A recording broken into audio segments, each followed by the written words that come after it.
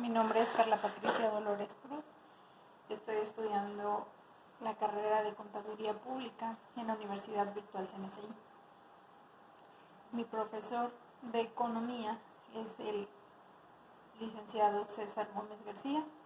Mi número de matrícula AL050298. Resido en la ciudad de Monterrey y el día de hoy es 4 de julio del 2020. A continuación voy a explicar el tema, la importancia de estudiar economía en mi profesión.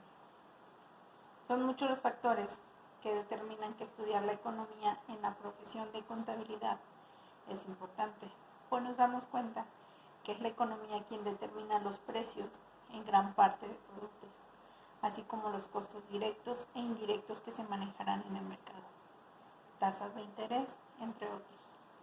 Asimismo, como contadores siempre tomaremos en cuenta la economía al momento de analizar estados de cuenta de una empresa y analizaremos bien cuál es el estado económico de la empresa. De igual forma, al analizar el impacto social de una empresa se toma como referencia el costo-beneficio de la misma basado en estudios económicos. Características de la inflación. La inflación es el constante elevación de precios o un descenso continuo del valor del dinero. Se divide en 4 clases, que es recalentamiento de la economía, inflación rampante, inflación acelerada e hiperinflación. El recalentamiento de la economía se produce con un incremento leve en los precios. La inflación rampante supone tasas de inflación de entre el 4 y el 6%. La inflación acelerada alcanza casi el 10% de su crecimiento anual. Y la hiperinflación, no existe control de precios por parte de las autoridades económicas del país. ¿Cuáles son los motivos de la inflación? Cuando existe demasiada demanda de productos, existe un incremento en los costos de producción, hay una excesiva creación de dinero por parte de las autoridades monetarias del país y devolución del petróleo y materias primas son los principales motivos de la inflación. Como siguiente punto tenemos una noticia de inflación.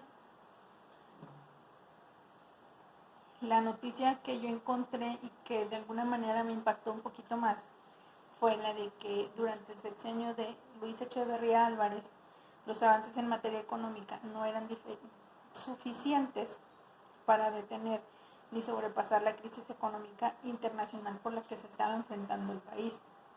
Esto era provocado por la escasez del petróleo. ¿Qué hizo el presidente para tratar de detener la inflación? Disminuyó la inversión privada, el gasto público aumentó de manera considerable, emitió papel moneda sin valor, la deuda externa aumentó de 6 millones de dólares que había heredado Díaz Ordaz a 20 millones, compró empresas al borde de la quiebre para sostener empleos. Durante su gobierno, el tipo de cambio que existía desde 1954 era de 12.50 el dólar, y al final de su sexenio el dólar llegó a costar 20 pesos. Estos sucesos provocaron que en 1976 el presidente le entregara la presidencia a López Portillo y se produjera una nueva devaluación de la moneda, lo que se afirma como una causa de la crisis nacional. Ejemplo de la inflación. En mi caso, cada cierto tiempo tengo que viajar para ver a mi familia, ya que residimos en distintos estados. Al principio de mis viajes 2016-2017, el costo del pasaje era de 950 pesos. Ahora, en el 2020, pagar el viaje me sale en 1,250 para realizar lo mismo, ya sea de ida o de vuelta, pero tengo que pagar 1,250 por un pasaje. lo que representa un aumento del 31.5% en 3 años.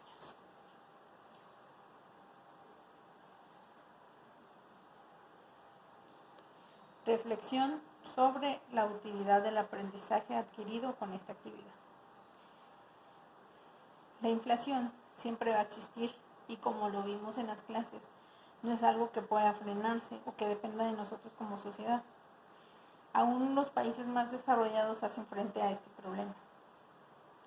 En el caso de nuestro país es más complicado porque no tenemos el recurso necesario más que nada el recurso necesario para poder hacerle frente a este problema.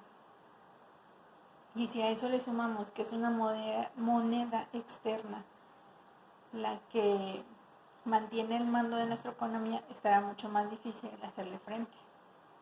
Lo único que podemos hacer es aprender a sobrellevar los gastos que mes con mes van aumentando. Esto debido a la inflación que el país siempre va a ir atravesando. Pero, si bien es cierto, a nadie nos gusta que las cosas o los productos básicos que consumimos a diario aumenten de valor. Gracias.